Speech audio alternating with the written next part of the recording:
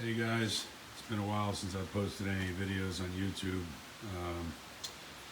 with some of my old tractors. I've got quite a few videos on there, a handful of followers, some videos or a few views, and got a couple views with like 300,000 views on starting an old John Deere 820 diesel with a pony motor.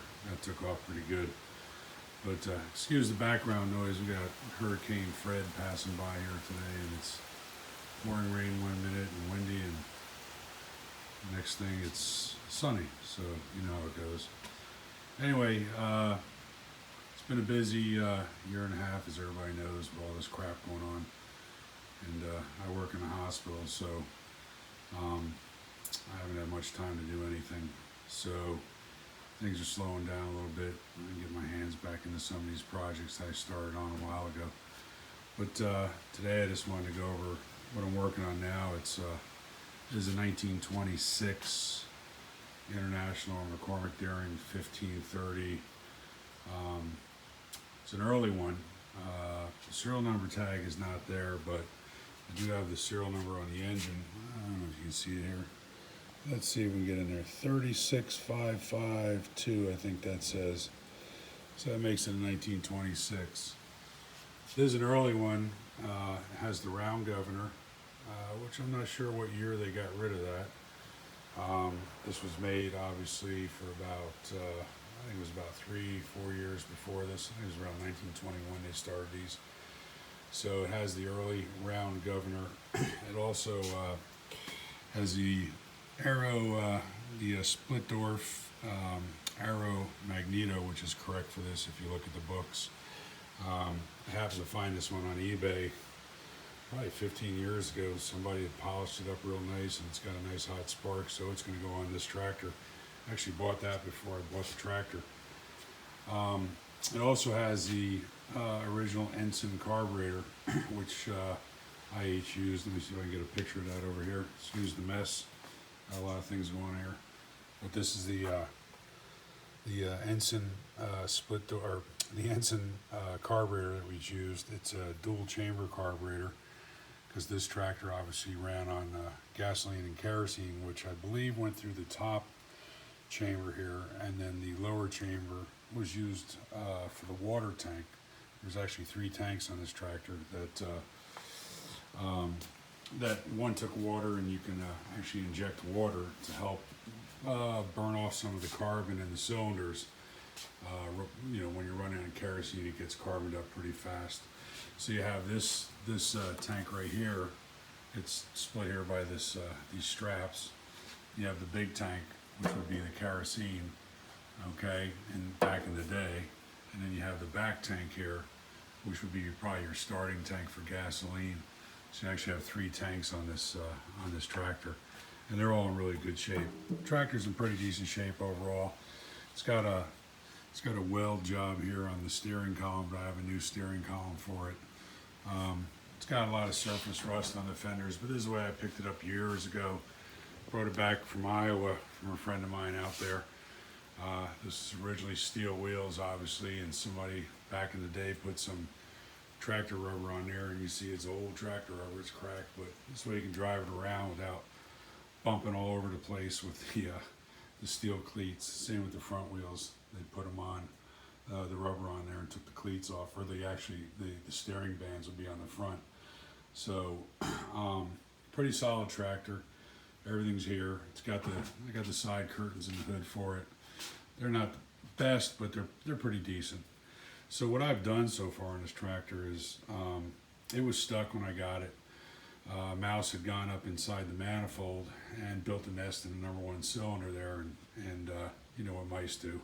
So I had to pull the head off, which this head is extremely heavy. It's big. You probably can't notice it from the picture, but very heavy head. And thank God I got a lift over there and a beam in the garage to pull it up with.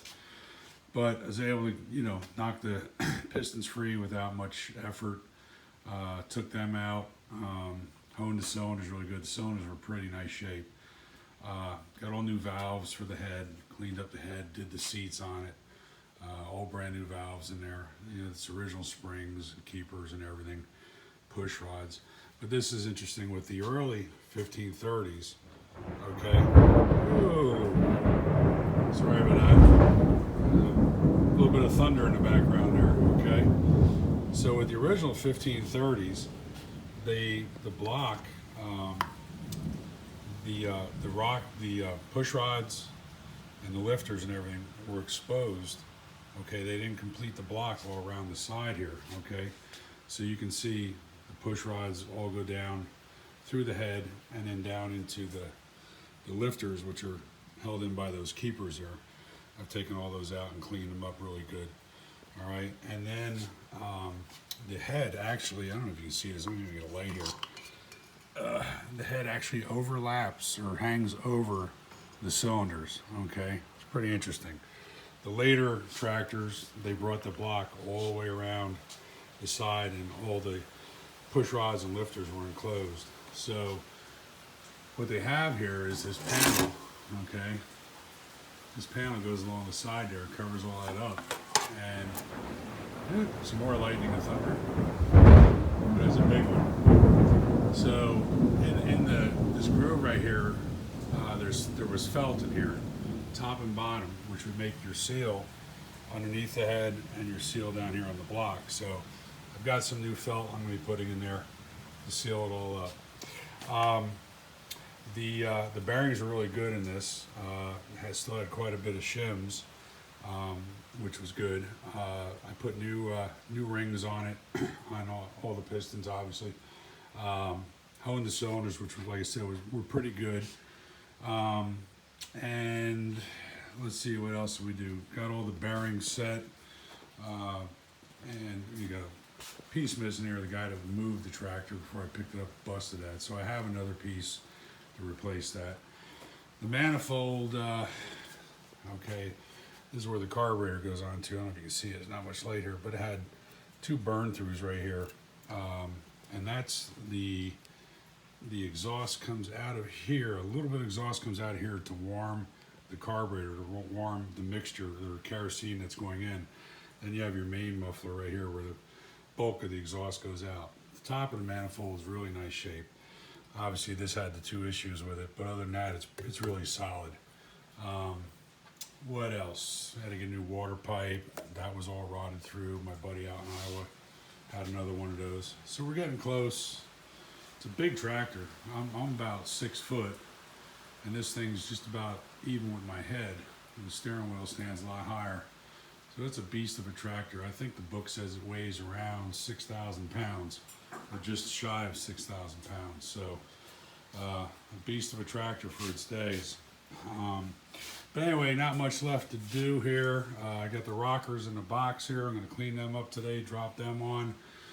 And I have to find a coupling here for the magneto, get the felt on the side cover, get that bolted on, and I've got all the linkage and everything for the carburetor. I'm just waiting for a new float for the carburetor, and get that all together, and hopefully we'll get it done soon and get her out and drive it, and then she'll go on eBay like the rest. We had about 70 tractors at one point. And, just getting to the point where I just don't have time to take care of anything anymore. So they're going out the door one by one. Well, hope you guys enjoyed this, and take care. Everybody stay safe out there.